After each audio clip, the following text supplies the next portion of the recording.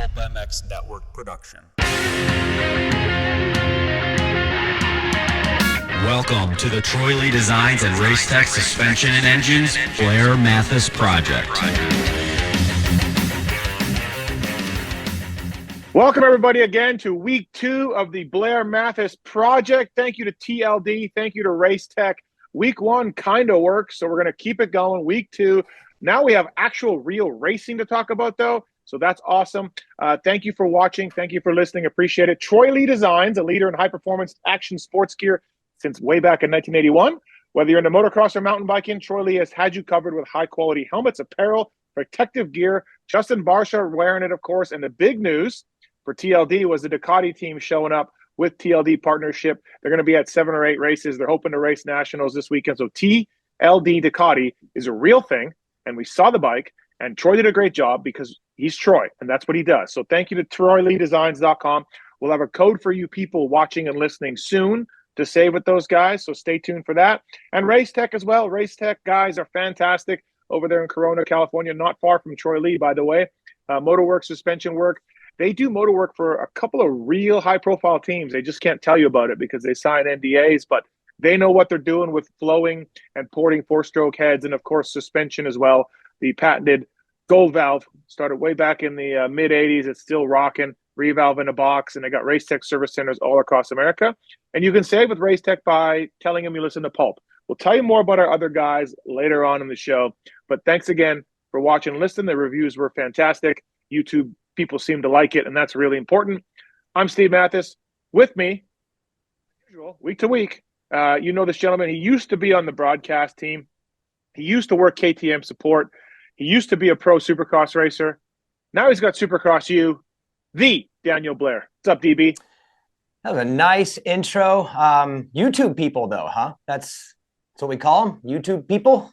Yeah, the YouTube people. Okay. I just want to make sure I knew what we were calling them.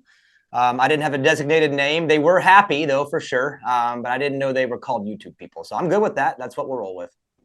He tells me the YouTube people absolutely love me. He just said, don't read it for yourself, though. He said, don't. Just trust me. Trust me, Wygan said. They love you. So I'm just going to go off that, you know? They love you. The YouTube people. No, man, listen, I think the first show went really well. And also producing this thing, Kellen Brower behind the scenes. He'll jump in because he's also going to tell us and review our fantasy results from this weekend. Daniel Blair and I have a little fantasy game going on this show, and he is leading by 1 after 1 week, but lots still to go. And Kellen Brower will jump in every now and then. And all right, Anaheim won, DB. We got a list of topics to talk about here. I think the big thing coming out of it is Jett Lawrence, right? Defending champion, not a good race, fighting the bike. He went down, and I'm interested not so much in panic button on Jett, because he's awesome and he was almost the fastest rider. He probably would have had the fastest time had he not screwed up the very last turn in the last qualifying session, but Tomac got it. Great job. The bikes.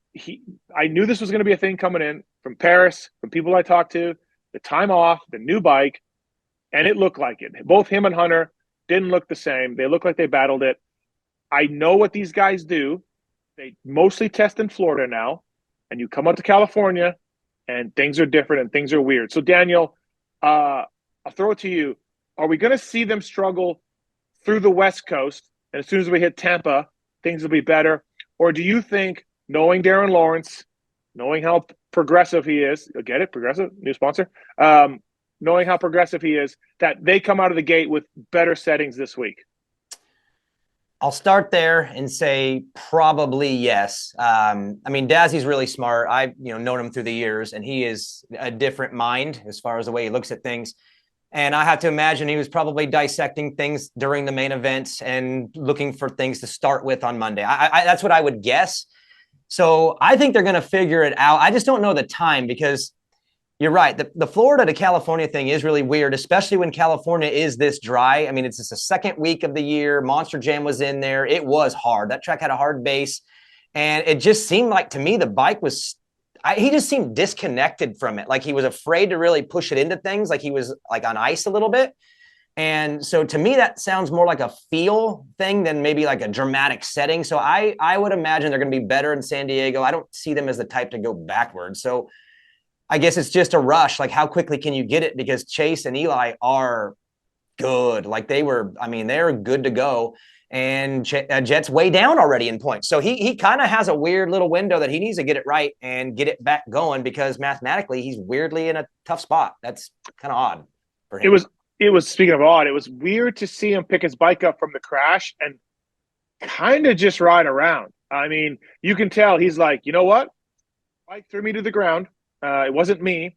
It was the bike, the way the bike reacted, and I don't want to hit the ground anymore. So I am going to ride at 75%, 80%, whatever number you want to put on it, and I'm going to battle Shane McElrath for 3 laps, because that's what he did. But like you said, every point counts, and he's already down a bunch. I wonder, so they got new suspension components. They got the new 2025 bike that works so well outdoors. Last year, they had some suspension components, and they ended up going back to 2023 stuff. Lars Lindstrom had to jump through the hoops and go and grab it, because generally this stuff gets crushed, gets sent back, whatever. Ends up in guys like me hands. But they found it. They dug it up. I almost wonder if step one, because we know the new Showa stuff, I would think it fits fine, is back to 2024 Showa products right away. That's maybe step one. Can we do that and try to use the same components? Because even if you change the thickness, the materials and the bushings, all of that, it makes a difference. And then, Daniel, if it keeps going, keeps happening, this would be unbelievable a few years ago. But with Darren Lawrence and how aggressive Honda is, they put him on the 96. Put him on Jeremy's 96. Well, I didn't want to go there. Remember, Jeremy wanted that thing for like 10 years. He's like, we just run this for a decade, so we're going to 96, Steve. Get it right. If things keep going this way, do they whip out the 2024s? That would be a move, right? Like, you don't see that happen, but it's so weird to me because factory and production are so different. And if Jett wins on Saturday and the bike looks phenomenal, that's a different motorcycle than you're going to get off the showroom floor. And if a rider looks terrible, if his bike looks awful, that doesn't mean it's the same as a showroom floor bike. So for me, it's like, where does Honda go? Do you want to win? Is it more about the winning than the actual brand or the new model? Is it that a work in progress? We'll get to that and we just got to win? Or is it like, I'd say the only thing that I know and have seen is that, no, this is the new model and you got to figure it out. And the window is this big to do it. So I don't see them going back. That just seems like such a desperate move when really, look, they're the 2 best riders maybe in the world, 2 of them. Dazzy's one of the smartest people in the world in this industry right now. I think it's their responsibility to figure it out. I mean, they're not going back. They're going forward. So I don't see it. They're going to have to figure it out.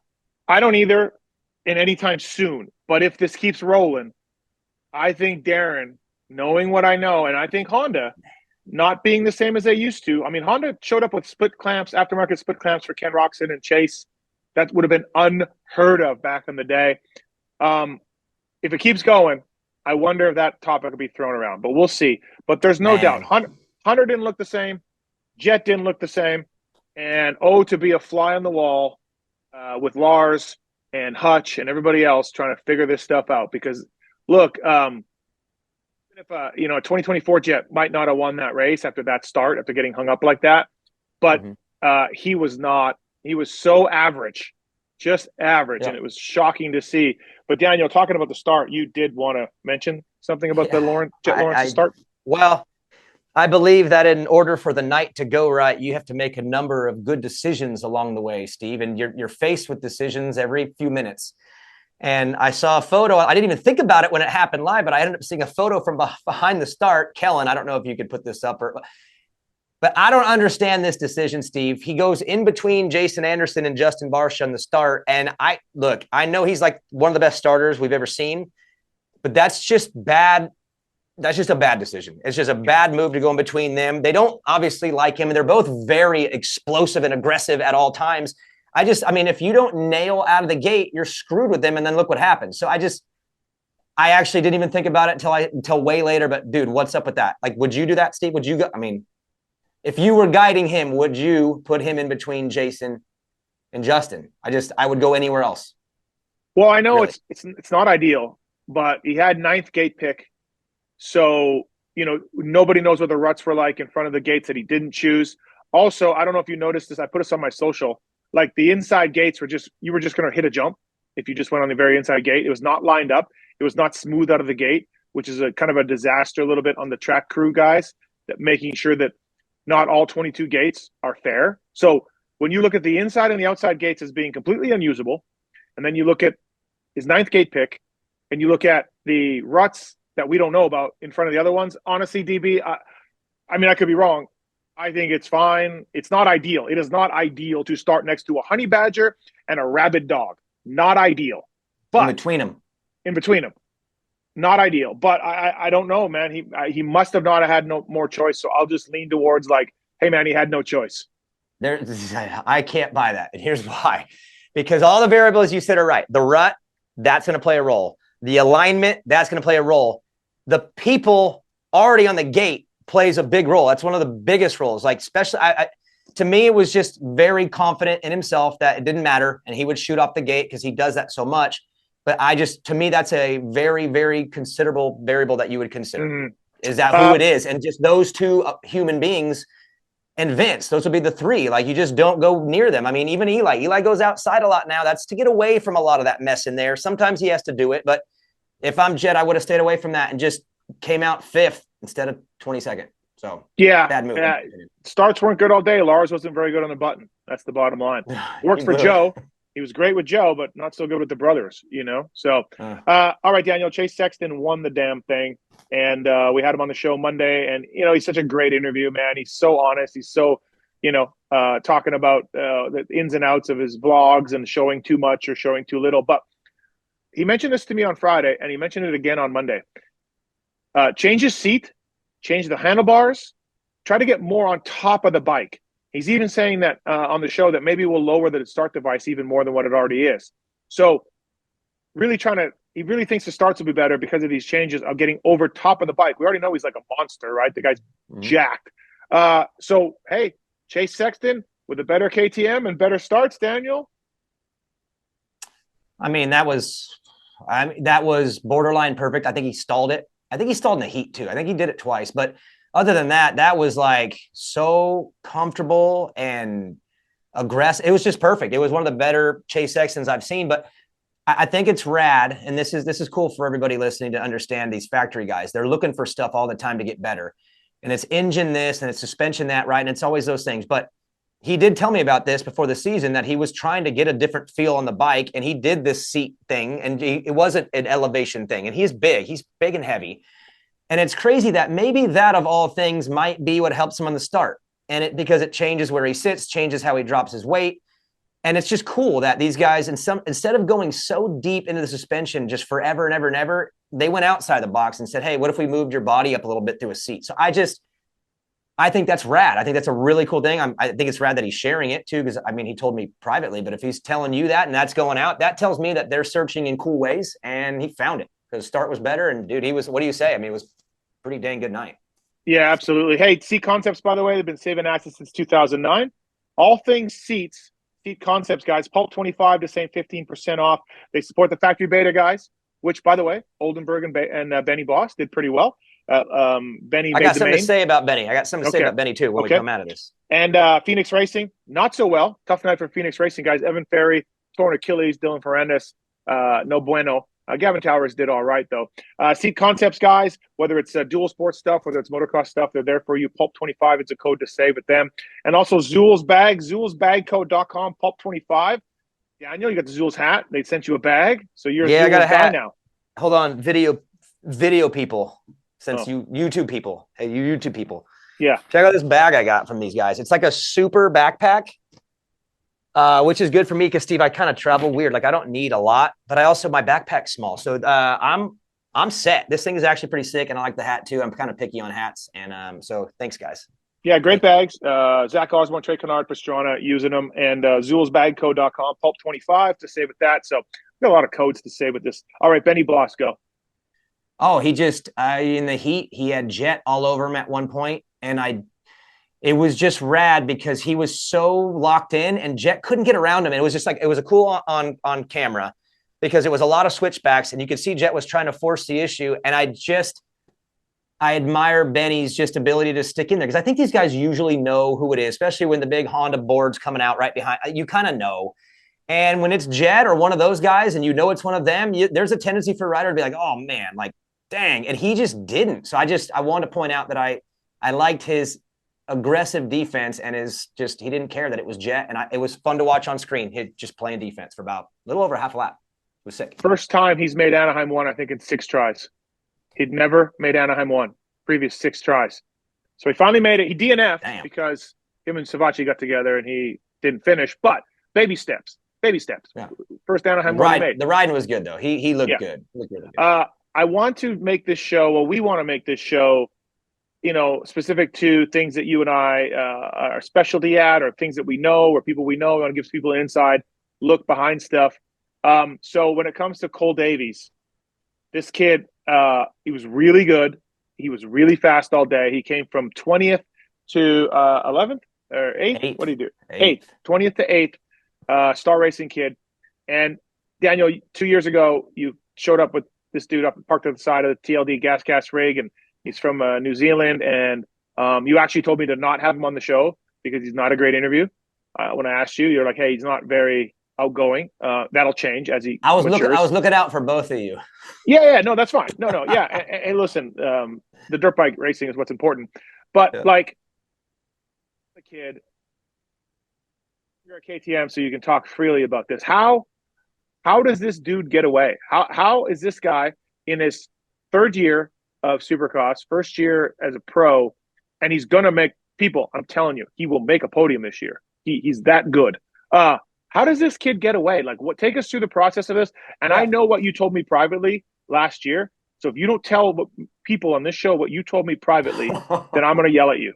So I've told you a lot. I don't know what did I tell you? I mean, well, when it came to Davies and losing him. Oh, I mean, I'll tell it to you the very best that I can. So obviously, okay. Think about it this way. Look at KTM, Husqvarna, and Gas's roster and how they've been operating. This in the past few years. They had 2, right? 2 on each brand. And it was kind of a model of a vet and a rookie. That was the idea. You had RJ and Cochran. You had Guillaume Ferris in there, who was kind of considered that too, but he got hurt and Casey was a bridge in. Juju and Vial. Vial's supposed to be your vet. Juju's your rookie. And then you had Pierce Brown, who's supposed to be your vet. And Ryder D was your rookie. So think about their roster built that way. Well, Juju, Casey, and Ryder D all went in at the same time. Like they brought them all in, 3 rookies. And my job, my responsibility at KTM was to build the funnel in the amateur ranks, kind of build up this dam and this wall of amateur, get the right kids, get them in line, and then start bringing them in a pattern. And the idea was every other year, able to bring in a rookie. And if things circumstantially worked out where you had too many good kids, well, then you would try to figure it out and make room. Well, imagine 2 things happening at the exact same time, Steve. Number one, the TLD gas thing was starting to end right there. Do you remember back at the end of Supercross last year, early summer? Remember how that was starting to come out and you're like, wait a minute, what are we hearing? Well, that ended up being a reality. They split. Well, look at Cole. Cole was in line to go there. He was a gas kid. He was TLD. We were kind of co-operating his program. So he was designed to go there at the same time that started happening, which is also at the same time when KTM's bigger things were starting to poke their head in, which we all know about now. I don't want to get into it. I don't understand it, for one. But those 2 things happened at the exact same time that this kid popped and blossomed, and he wasn't expected to do that well. He was expected to be pretty good, but maybe hopefully be able to be a 2-year project. That was kind of an idea and a goal. But he did too dang good right at the time that the door went up and there was nowhere to go. And Star just honestly, I mean, they had the ability to go in and throw all of it at him. And they did. And it was just like, again, my issues with Star aren't that. They executed that one perfect. It was a great move taken from another. So that's the main thing. I believe looking back, Steve, I'm being honest, I feel like there was some opportunities maybe in March and April where we could have maybe extended him out without having to deal with what Star brought later in the year when he won Salt Lake. So that would be a regret looking back, is that maybe we should have operated a little sooner before he popped all the way, because Salt Lake was the full pop. And when he did that, I mean, it was just like the timing was terrible and Star went, gotcha. So his contract was up. Sorry, his contract was up at the end of Supercross, right? That was what it was? Yep, at Salt Lake that night. Yeah, right. So when the mom and the dad, is it mom and dad? Mom and dad. When mom and dad bring you the Star deal and say, hey, this car dealer from Mississippi called us, and like, here's what he's offering. At that point, and I assume it wasn't a pro deal at that point. It led into pros, but at that moment, it wasn't like Supercross 2025. It was probably just, let's see. So it was everything. I'll just tell you that it was probably the closest thing they've done to the Deegan contract. And I know that it was a very, very lucrative front and long deal that was just non-matchable, really. Okay. So that was where I was going with this. Like, they bring you the deal. You've helped them out. KTM has helped them out. Look, I know the Troy Lee and Gas thing was fracturing, and I get all that. But for a kid like that, be like, hey, we will sign you, but figure it out because you're that good. Why couldn't you just sign it and match it and figure it out as far as where he was going to go? Like that's where I'm kind of not understanding the end of it. Like, you have first right of refusal. I know Star was a multi-year deal leading into pros. Can't you just be like, yep, let's do it? Well, I mean, there's a bridge between amateur and pro, and that's where things get more difficult because, I mean, where do they put him? Where does he go? So I understand, but it's a long-term commitment on, again, a very, very expensive long-term commitment with a lot of unknowns right in front of you, and it didn't know what to do with them right after you brought in 3 rookies. So it would be one of those things, Steve, where in 2 years, if the kid ends up winning, you look back and go, damn it, that was just absolutely blown. But at the same time, those 2 years have to happen, and he's going to go out and have to navigate being a rookie and a sophomore like the rest of them. And I will just say, I'll answer more if you want me to, but I'll pivot back to him. He's showing me all the signs that he's going to be unbelievable. That's I think he's as real deal as it gets. So listen, Villeman on Monday said he's better in his opinion at 17 than Jett was at 17. That's high praise from La Cobra. Now, I'm not quite there yet. Like, we need to see more races, all of that stuff. But anyway, that's the path this kid has took and impressed. And I just don't know how you guys didn't make it work. Oh boy. Well, it would have been a big, long, heavy commitment in a time when all of a sudden it looked like commitments couldn't be made at all. Really. It was like, that was when everything just started slowing. It was just the terriblest timing of all time, honestly. Yeah. But you look great, I do look back in March. I go back. Could have extended them out in March. Damn it. Before Salt Lake. Yeah. Yeah. Now, did they ask you to? Did they ask you to? No. Okay. No. But then again, in full transparency, now that there's, again, I promised you I would be this way, Steve. The TLD path was the path for him, and that's where the conversations were starting. It was going to be to go to that team. That's where he was going to go, and that's where all the initial talks for him was to go there. So imagine all of a sudden that thing starts looking like what's going on there. Well, that really makes it hard to go make a commitment to a kid who is blossoming, but you're unsure of, and now he's got a big old offer from someone else. So that's It was 2 years from now, we'll know exactly how it turns out, but he shows signs to me that he's going to be phenomenal. It's my belief. Yeah, I mean, look, I don't think the plan was to race Supercross in 2025 when they signed the dude, but apparently down at the farm, he was that good, that soon, that early, that they were like, he needs to race. So good job. Well, for the Star guys. and not only that, it's hard for me to give them compliments, Steve, but I'll do it because I am honest. But putting him on West is usually not what you do with a rookie, but that was the best move, period, for him. I mean, imagine what that East is looking like right now. Like, putting him on the West was so good for him. He's going to get so much good racing without being in an absolute war zone. He'll only be in like a half war zone. And they really got that right by putting him on the West. So good move. Panic button for Deegs, yes or no? None. 0. That was all circumstantial. I mean, and honestly, I'm kidding. The only reason why Anaheim looks bad for him is just because he came in very inflated with, like, you know what I mean? It was a lot of Jett talk, and it was Levi and so it just looks terrible for him. But in reality, he's going to smash him probably this weekend and moving on. I think he just got caught with his hand in the cookie jar a little bit, and oops. So no panic. He wins this weekend probably by a lot. ASV, by the way, PulpMX code, all caps. ASV is working with a lot of teams in the pits now. They've expanded their presence there. And obviously, Daniel, you got them on the Orange Brigade before you bailed out on that program. But Phoenix Honda, many more teams using ASV levers, components, tools, tested by top professional racers and teams. PulpMX, all caps. Please check out ASV. This is Daniel. This is a guy close to your heart. ASV. I'm one of those product guys, Steve, where like I really want to believe in the product that I ever say. I'm just weird like that. And for me, he sent product to try. That's all I got to say is he did it the right way. He reached out and said, "Can I send stuff to try? And if your guys like it, I'd love to work with you." And he did, and everyone loved it. So I don't know what else to say other than his products are great, and everyone on the team loves it, and I run them on our bikes. So thank you to Troy Lee Designs. Thank you to Troy Lee Designs and Race Tech as well for doing this Blair Matthes project. Big news, Masterpool moving in. Levi Kitchen sick, i.e. dodging Deegs. I'm kidding. I'm joking, but that was out there. Levi's going to move east, and Mitch Payton is going to move west. Ty Masterpool, and I was slightly losing my mind on social media yesterday. I saw you. Because I just look. There's the bed bugs, right, for Deegs. Jet Army, very strong, but low key, and Kellen can vouch for this. Low key, there's a Masterpool mob. He's got a really good backstory. Yeah. Obviously, tragically, his brother passed away.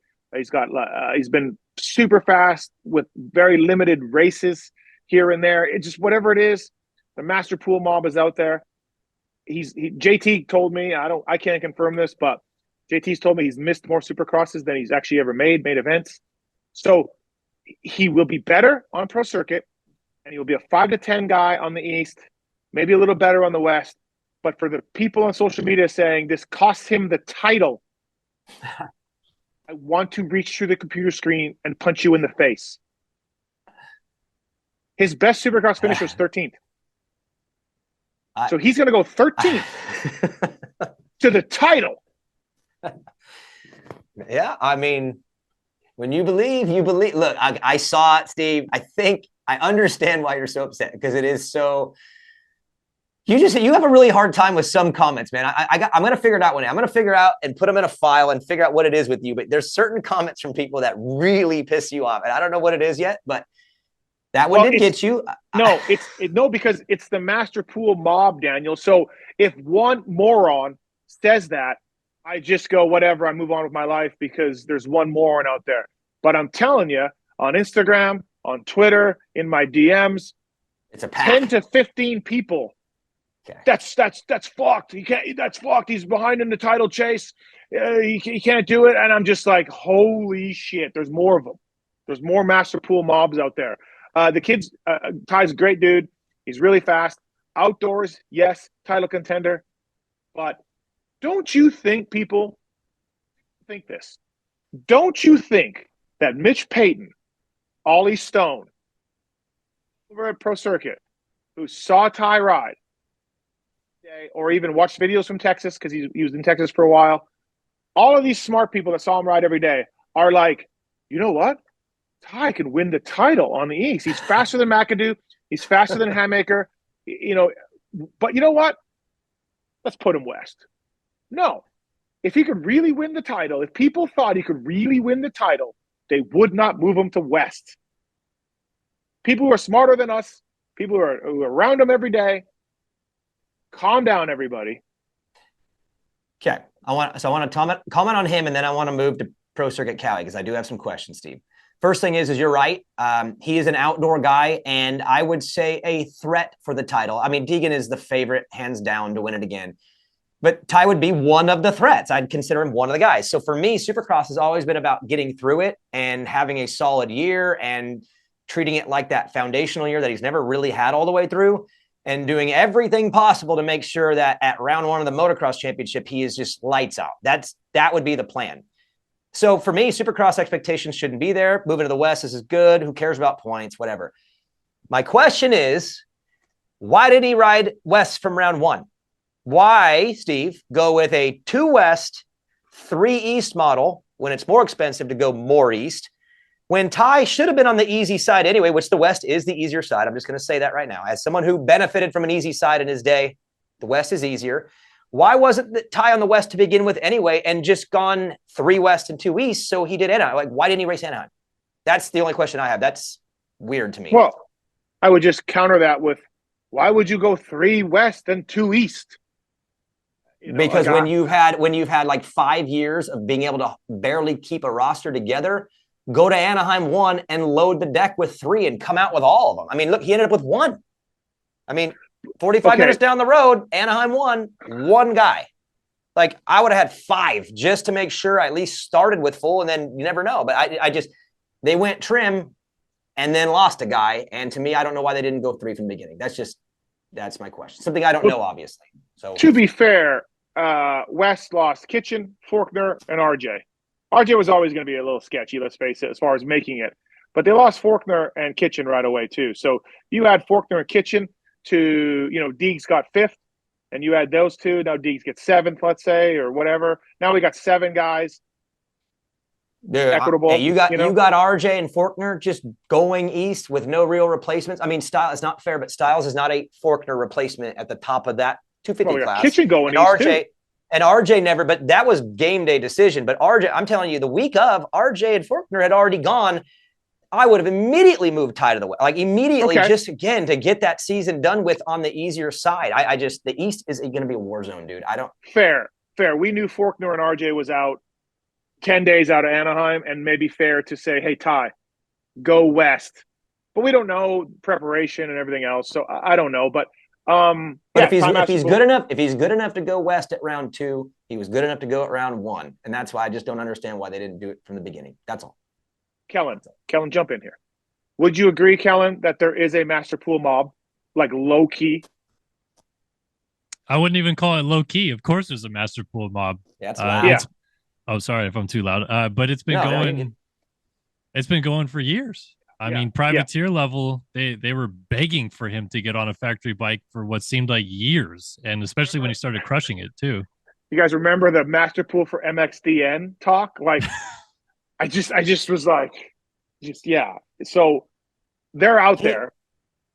He's Prado to me, though, just in the comparison of get through Supercross smiling. That's it. And just get to summer. To me, that's it. So the mob, his fan base, you need to believe in him all the way in the summer because he's got a shot and we got to get through the winter. Just be on board with a nice mellow winter. That's it. He's one of 5 or 6 guys that we're going to talk about title chances outdoors. And Wygant is a member of Masterpool mob. I just, for the record. Oh, so he'll be in the first show. Yeah, Wygant's in the mix. Hey, thanks to the folks at Alpine Stars. Alpine Stars protects. The Tomac stuff and the Anderson stuff and all that. But, man, elbow guards, chest protectors, neck braces, underneath protectors. I have the Plasma, A1 Plasma from the folks at Alpine Stars. I wear underneath the jersey. I absolutely love it. Alpine Stars protects. You know the name. You know the game. And, man, check them out. They're more than just boots, which everybody knows about the boots. But Alpine Stars protects. And also thanks to Maxxis Tires as well. Fast Freddy Norn putting it in the LCQ with his Maxxis tires. Cade Clayson, Maxxis tires, he just sucked. But thanks to the folks at Maxxis tires, I should say. Great mountain bike tires as well. Developed by some guy named Jeremy McGrath, who Daniel used to race every now and then. So thanks to those guys. And, of course, Troy Lee Designs and Race Tech. All right, Daniel. Are we done with that topic? Yeah, sure. Well, Drew Adams, I kind of want to bring that up, too. Yeah. He needs a race. Why is he not racing? So from what I gather, because I think I was the guy that broke the Masterpool thing.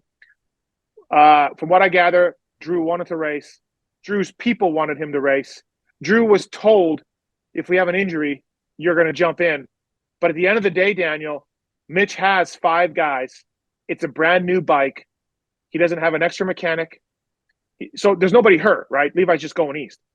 He doesn't have an extra mechanic that Drew can have. He doesn't have extra parts for the bike because, again, all the bikes are being used. Everyone's healthy. So it really boils down to manpower and parts for the new KX250 as to why Drew Adams didn't jump in there. Okay. I just don't like that. You look sad. You look sad. Oh, I am because of Cole. Look at what Cole did. Drew should be out there with Cole. We've got to remember, Cole won 2 last year. Drew won the other 3.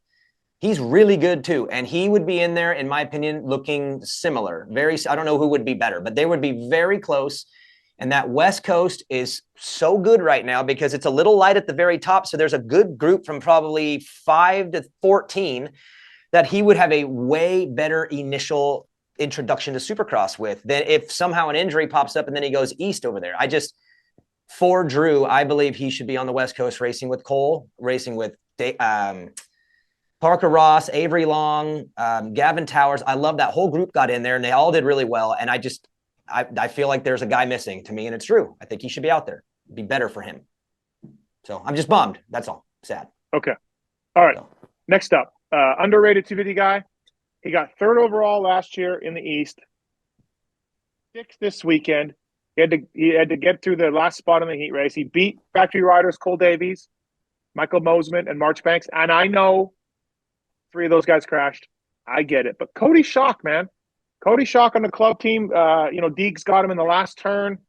I just think if you're a Club MX, if you're an AEO, bikes are so important and so key in this 250 class that if you're on one of those satellite teams, you just got to be the first non-factory guy. And not only was Coty that last year, he was again that way in Anaheim 1. He's more of an East Coast guy. He's from Delaware or Rhode Island or somewhere, God knows where.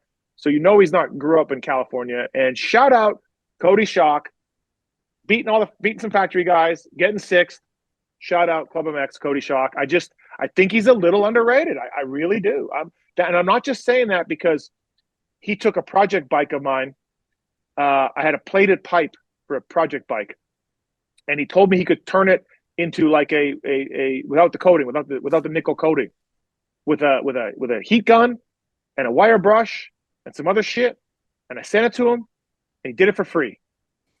So shout out Coty Schock. That's funny. My project bike. To that though, I just his flowers here. He's pretty awesome. I will say he's one of the most surprising stories in the last few years of a guy who just. I mean, remember the 450 Honda run in the summer where every summer it was who's the next guy to just go crush that summer, and it was like it just rotated every year. And he was one of those guys one year, and I was like, man, that guy's cool. And I always thought his last name was cool, but I didn't think of him as like a supercross guy. Then all of a sudden, it was like coming around. And then last year, weirdly, just unbelievably popped. Like he just really figured it out.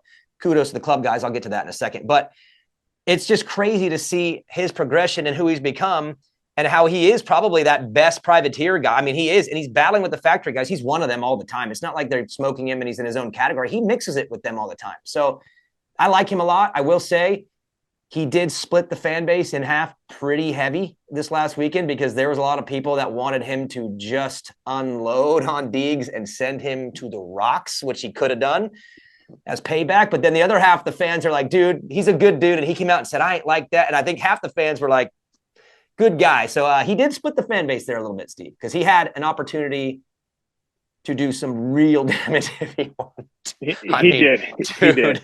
But I mean, and he did it. He pulled all the way out of it. But I think Deegan even gave him a little like, dude, thank you. Because he could have broken everything on him if he wanted to. Yeah, but then I think, too, if he does do that, there's a chanceability he breaks himself.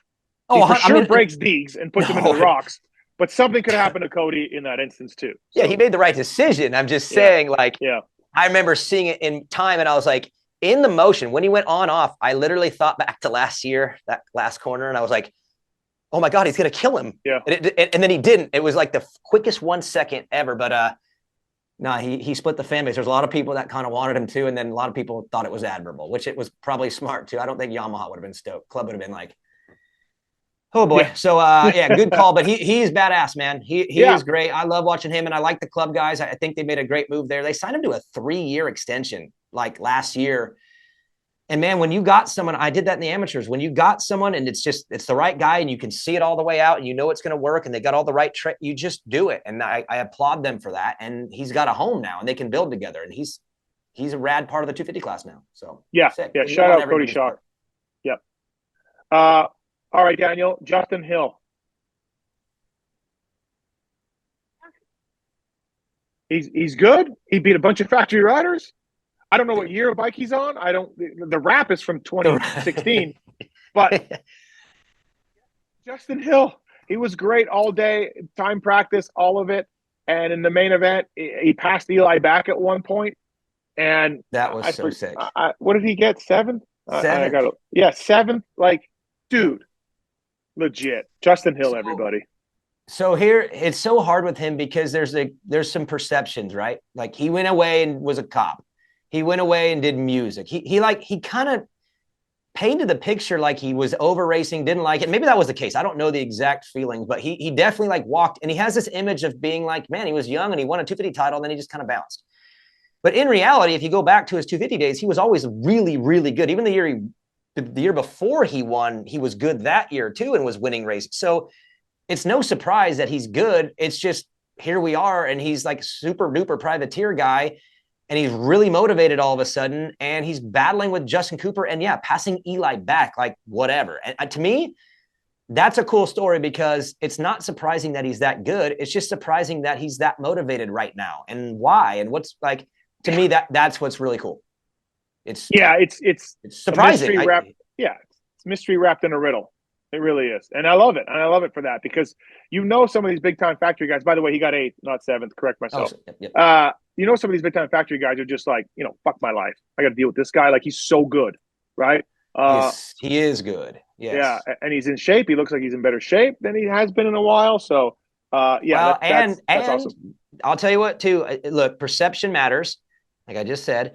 And I would tell you right now, my takeaway from watching him is he doesn't care if it's Eli or who it is. He's going to fight this year. He's into it. So to me, doing that, having it be on screen, even us talking about it, kind of sends a little message out there to the 450 class that he's going to be at least feisty at a minimum, like when he's up there. So I like that. In a class that's already gnarly, you have a guy like him who all of a sudden is like way invested. That makes the top of the class and the middle pack of that 5 to 10 just that much better. So I'm stoked. I would go talk to him, but he doesn't talk to me. He doesn't like me. He didn't like when on the JGR thing, he pulled out with a back injury, and then he was on stage later that night, music in Nashville or something. And I reported that because J-Bone and the Suzuki guys were pissed. There was videos, there was photos, and I wrote that. I said it. I talked about it. And then he doesn't like me. But it's like, dude, you did that. You said you couldn't race, and then told J-Bone my back was better when I was standing, so I just decided to go out and stand all night. Like, you know what's crazy though is I don't know if that's all incorrect. Like that could all be true. It's just piecing that together that night to go out. That's what's interesting. But it all kind of makes sense. It really does. And listen, I don't care whether the guy talks to me or not. He rode great and good job. It was awesome. If this thing keeps going on, we are going to be laughing our asses off at Justin Hill, like battling these factory guys on a black KTM from Ted Tedder, So it's going to be something else. Again, thank you to Troy Lee. We're going to have a code for you, TroyLeeDesigns.com and Racetech as well, Racetech.com. Get your suspension work done. Daniel, early thoughts on the Troy Lee Ducati thing that you saw this weekend? Okay, my first thought is I opened my phone and I'm like, whoa, which applauds to them. You never know how much information gets out and where it seeps in the industry. Steve, you know this because you're in all these different pockets of the industry and everyone kind of communicates. So you hear little things, and we've been hearing this Ducati TLD thing, like whatever, but there's been no concrete evidence of it. And I think that's the coolest part is all of a sudden I opened my phone and everyone did. And they're like, whoa, no way. And everyone there was like, whoa. And I just think that was a rad way to do it. There was no real expectations other than, hey, it's us. We're together. Look at this thing. And you said it. Troy does things like that. He doesn't just like roll something out. So to me, the way they did it, it's pretty dang cool. Kind of caught everybody by surprise. I didn't know that was coming. And I like that. I like when the industry is creative and does things outside the box. And to me, that was a cool shock at Anaheim 1. Well, Daniel, I've literally been tweeting about this, and Kellen can back me up. I've been tweeting about this since October. Rolling it out. I'm saying rolling it out. Like okay, the rollout is what I'm talking about. I know a guy, an aftermarket guy in the industry, told me like in October, he's like, hey man, Troy was down here. I'm making him Ducati stuff. Like I can't say what part it was, but he's helping Troy make Ducati stuff. And I'm like, boom, thank you. That's all I need. Troy Lee Ducati. We're in. That's enough. What will be interesting, though, if they can get enough bikes in the country to homologate them and to race with Antonio Caroli this summer, they're hoping to do that by July. So that'll be cool. And then now, honestly, I think we just count down to see if Ken Roxon goes over there or not. That to me is the next shoe to fall. Can I tell you a little? You probably hear it. I hear a lot of stuff from you. So let me tell you what I did hear, though. Maybe you haven't. I heard that the idea, at least in the early days, right now, is angling to try to have two big number one guys, like two Kenny types, like maybe a Kenny and a Barsha or a Kenny and a Jason. And I heard that would be the original goal, is to go out with two number ones. So I didn't hear that, but I did not hear that. But look. Or not two number ones, but two elite level. To come out with two bangers right there day one. That's what I heard. For sure. I didn't hear that. I wouldn't be surprised. Barsha could find his way back there, right? Tyler Keefe's still involved with Troy Lee, loves Barsha. Troy loves Barsha. He's still wearing the gear. Yep. Kenny, for sure, there's been talks about that. Kenny would do like a limited schedule and then maybe do some MXGPs and kind of bounce around as a Ducati guy. And then, man, from people I hear with that, is it Desmo? Kellen, is that Desmo? What is their design on their valve train? It's a Desmo, right? Yeah, it's I think it's called Desmotronic valve. Okay, yeah. So the 250s with the Desmotronic valves, which have no valve springs, the 250 motors that they've already been on the dyno, I guess are unreal because you can just rev those things to the moon. So that'll be interesting to see. That bike could be like a Star Racing backwards motor Yamaha when J-Mart and Coop came out on that thing, and J-Mart after he's done his UPS shift just came out and crushed everybody. So I didn't even know they had a 250 in the works. That was cool news for me. And then hearing the details, obviously that's like, I like the innovation there. It's wild though with Triumph. I feel like Jordan again, I don't know if we're going to get to him, but just, they had a great Anaheim. Ducati has a great initial launch. I mean, the sport is pretty cool, man, in a lot of areas. That's just rad it's just crazy that they're coming in hot and they're doing things. So I think about this. Jordan Smith on the podium at Anaheim won on a Triumph. Cairoli racing this summer on a Ducati. That's rad. That's one of the cooler layers of our sport is that. And that shows that we're healthy, in my opinion. So with KTM stuff going on, and they've got some financial stuff to work on, and we know that that's not good. And I would look for Barsha and or Malcolm rides, one of them or maybe both at the end of the year with cutbacks. That sucks. But yes, Daniel, exactly what you said. Triumph's coming in. The 450 is going to be debuting next year. We got the Ducati thing coming in. More jobs for riders, more teams, more exotic bikes, all of that stuff. I can say, too, one of the rumors I did hear, I don't think I put this out there, but one of the things I heard from a couple of people that would know was that, and again, I don't follow the street bike racing. I don't even follow street bikes, but I think it's known a Ducati bike to buy is a little more money than a Japanese bike or BMW or whatever, just to buy one off the showroom. It's a vanity pricing of a Ducati, right? It's like, hey, look at me. I'm rich. I own a Ducati. So one of the things I heard was the motocross bike will be priced the same way. It'll be a little smaller runs, but more money because it's Ducati and the name. But talking to VIPs on Friday, they said no. They said they've heard the same thing. They've heard it.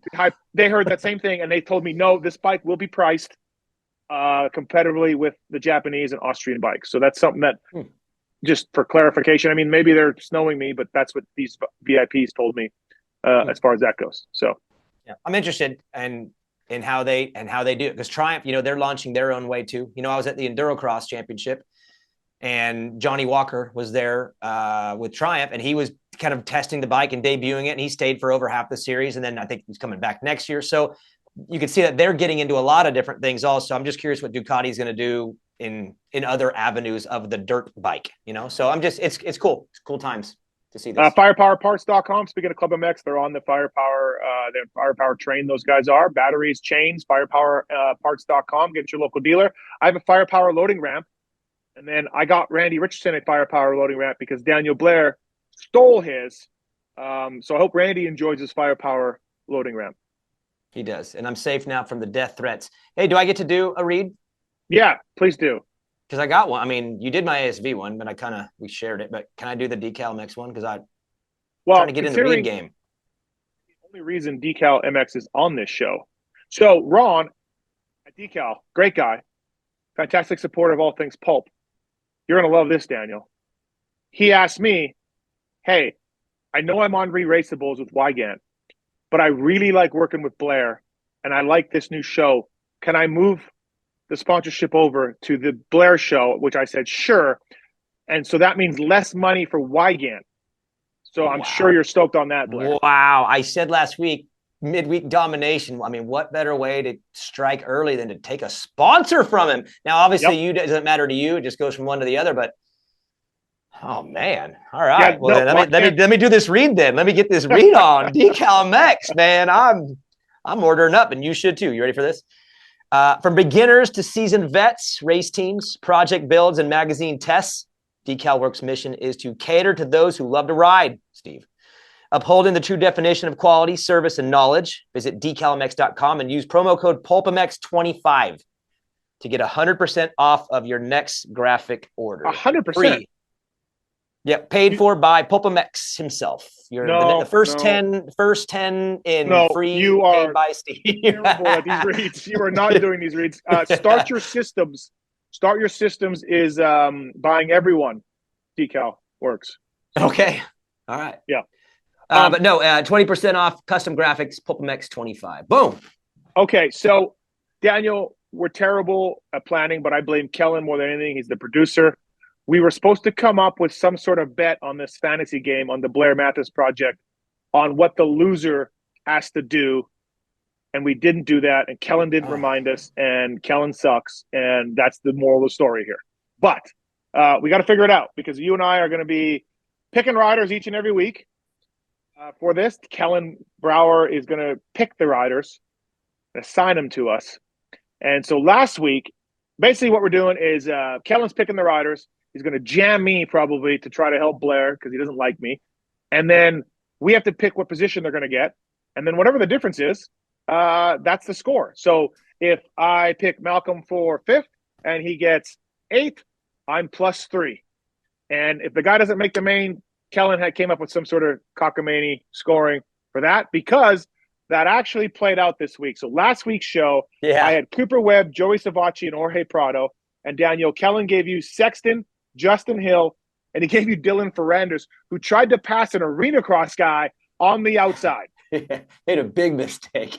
You know what's funny is he really did. And it was funny because I saw it coming. I was like, oh man, Dylan's going a little faster. He thinks he's going to go right around and he doesn't know what's coming. And Brace it was so unbelievable. You could see it coming 5 seconds early. It was poor Dylan. After Vince is DGAF and so is Ryan Brees. And Daniel, you raced arena cross. You have a #1 plaque behind your shoulder. You know what you're talking about when it comes to arena cross. But I don't know if you listened to the review show. I threw out to the Jasons, do you think Ferrandis knew who Brees was at all? And we all thought, no way, right? Like he's just, to Ferrandis, he's a 3-digit, get out of my way guy. Yeah, 100%. Number 200? Number 200. And he's like, one of these guys I have to go right around in this berm. Nope. Sir, you are not going on the outside of Ryan Brees. But I'll tell you this right now, and I remember because I lived in LCQs.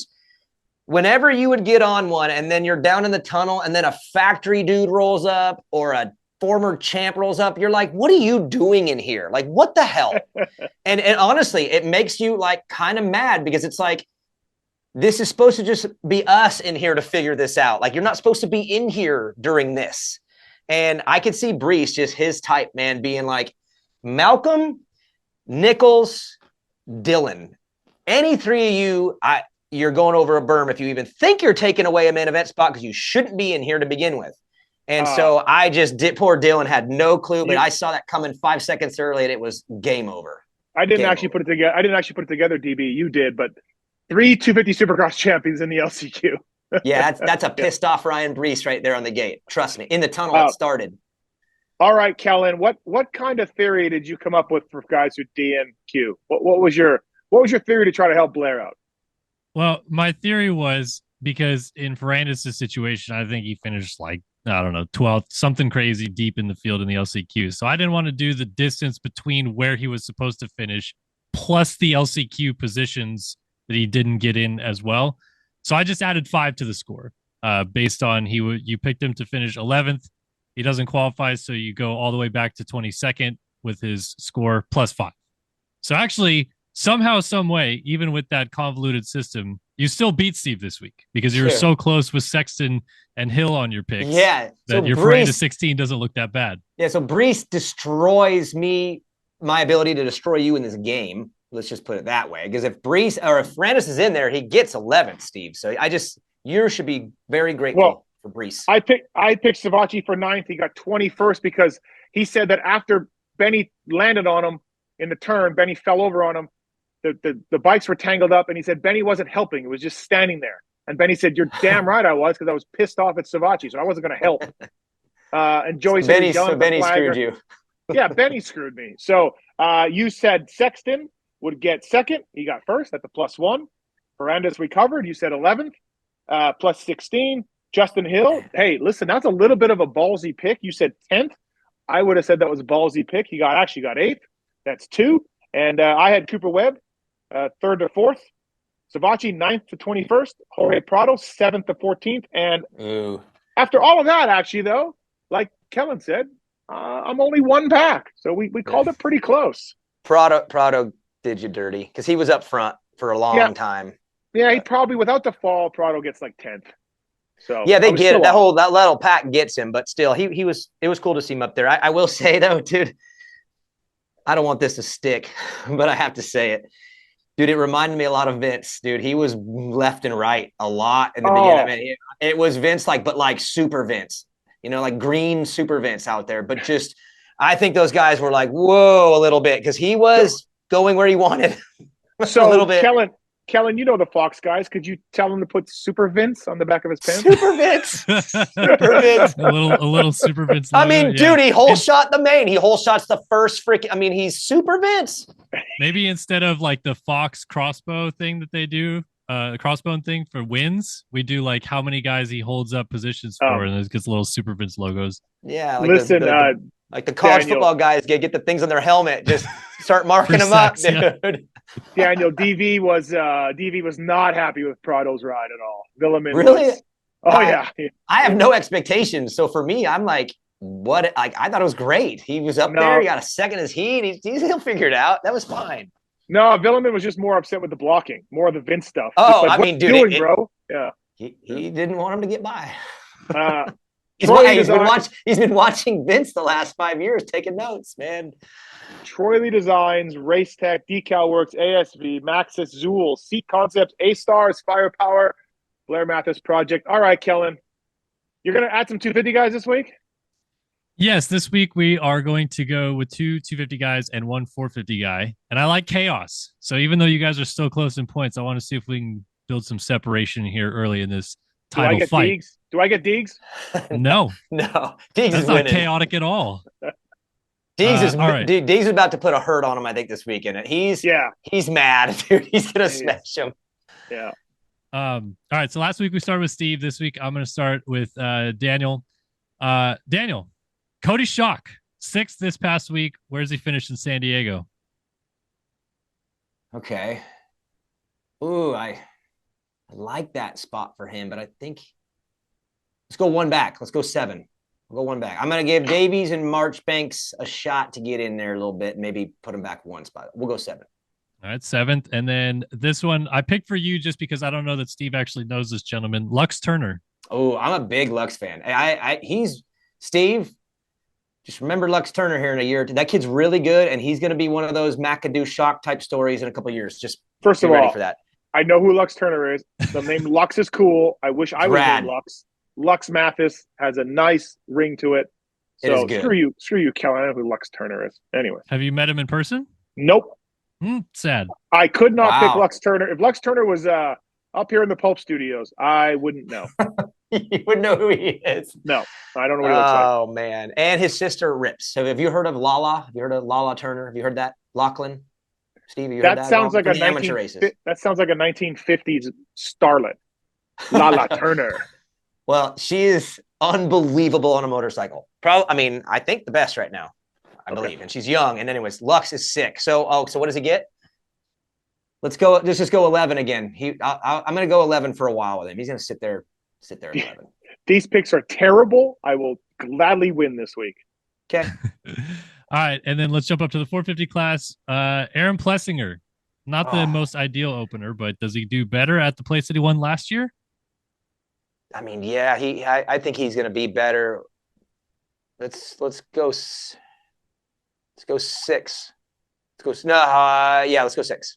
6 for AP. All right, P6 for AP. All right, Steve, now can you get some points back on DB this week, leading off with Ryder D. Francesco?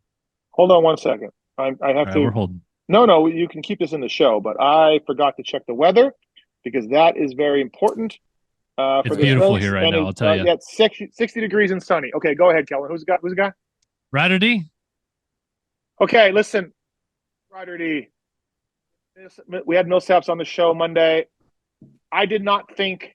Now, Davies going to sell it as a good ride.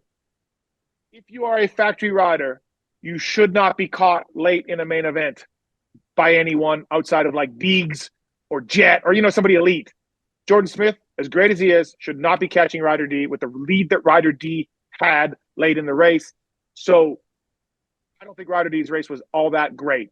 Poole, 4th, like, don't jump off a building, but should have had 3rd. Anyways, I will go with 5th. 5th. All right, for Ryder D. Next up, your favorite Canadian, Cole Thompson.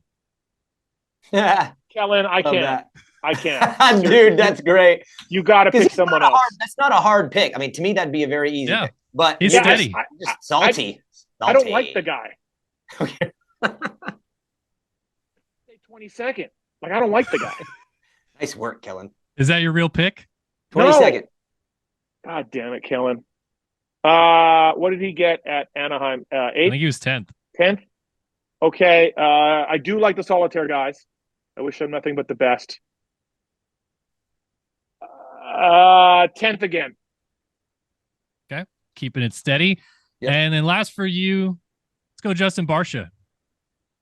Barcia was 6th. But then Kellen, you're good at this. You're good at this because AP and Barcia would be 2 that I'm like, man, they're really close. I could put them by each other. Barcia 6th. All right. So then we're going to have the who gets 6 between AP and Barcia debate because you guys both picked him to finish there. They are going to be close for sure. I don't see Barcia cracking a top 5, but he gets good starts and he's bam. So, when I look at the guys behind him, one of the Lawrence brothers could beat him. The champ could beat him. Justin Cooper. But then I think about maybe someone else having a little bit of an off race and dropping back, and he's the same. No, I want 5 to 10 is good. Kellen, 7. Ooh, buzzer beater change here. Wow, lost faith all of a sudden by a spot. Why? This is a dramatic last second change for one spot, Steve. What did you find out? Why'd you go 6 to 7? I looked at the track map and I saw a left-hander before a little rhythm section. I don't think he's going to hit that great. So that's going to cost him. Good move. Yeah. I don't think there's a left-hander before either rhythm, but that's okay. Whatever, Kellen, take your facts and cram it up your cram hole. Okay. All right. Are we good? Who wins? Daniel, who wins? Man, I'm feeling Eli. Like it seems so Eli-like because that man. I'm gonna go with it. I'm gonna go Eli. And then 250s, Deegan is gonna ride his very hardest for 15 plus 1. He will not let up, I don't think. Like big rebound from him and Eli. I like Eli to win too, but in just to be different, let's say the Aussie kid figures it out this weekend and wins, and then wow. Yeah, and then Deegan smashes him. It's over. Okay. Yeah, but let me just say this: if Deegs throws this race away, those 2 Jasons on the review pod, they better watch out. Mm-hmm. They better watch out. Mm-hmm. Hey, you know what's crazy though? Last thing on that, we are just expecting Haiden to come back and win because that's our expectation, and it should happen. But in reality, Supercross is weird, man. Weird things happen. And if he was to lose again, for whatever reason, it does start getting weird. Even if he's the best guy, if Joe was to sneak a win and Haiden screws up and somehow gets 3rd, it starts feeling a little weird just because of the amount of races. So Dude. Deegan actually does have more pressure than you think to win this one and get it back, because you just don't want to get in a weird little cycle where you're not winning. Listen, I'm old as shit. And in 97, when the great Tim Ferry won his title, there was no doubt that Carmichael was the fastest rider, number 70, short guy, little tubby back then. But what he kept making mistakes, right? He was leading, he would crash, he would get a bad start, he would fall. And every week, we were like, dude, Carmichael's the best. I mean, this thing's over as soon as Ricky figures it out. And he never did that year. Dowd was good. Timmy never won a race, of course, won the title. Roncada was in the mix. And that's the thing. Like, Ricky was the best guy. It was easy to see. Deegs is the best guy. It's easy to see. But yeah, Daniel, you were a racer. There's pressure. You got to get this thing. Well, things happen. That's it. Things happen that are outside of your control, and you can't really play around too much. And for him, as good as he is, he's the best guy. He can't really let a couple weird things happen and throw this thing to where he's desperate and then gets weird and then does some things that he shouldn't do. So it's just it's just math in a short series. When you get a fifth at the opening round, you really you run out of a little insurance. That's all. So he kind of needs to win this weekend just to not trend the other direction. So Jett too, though. Jett too. Jett needs to turn it around. I'm telling you, if he ends up like 20 points down somehow weirdly, then he's gonna have to ride desperate the rest of the year, and I don't think he's good like that. So he needs to do something too this weekend. Round 2, exciting. It is good. All right, everybody. Thank you for watching and listening. Troy Lee Designs, Race Tech. Daniel, thank you. Appreciate it. I think it was a good show. We'll be here each and every week. We'll get a code for you people soon enough for Troy Lee, but use the codes for PulpMX and Decal Works and ASV and Zools and use the damn codes. And Kellen, thank you, buddy. Appreciate it. Way to screw me in the fantasy stuff, but I know your team, Blair, and that's fine. I'll overcome all of that. I will overcome all of that. And yeah. Anything else, boys? San Diego. See ya.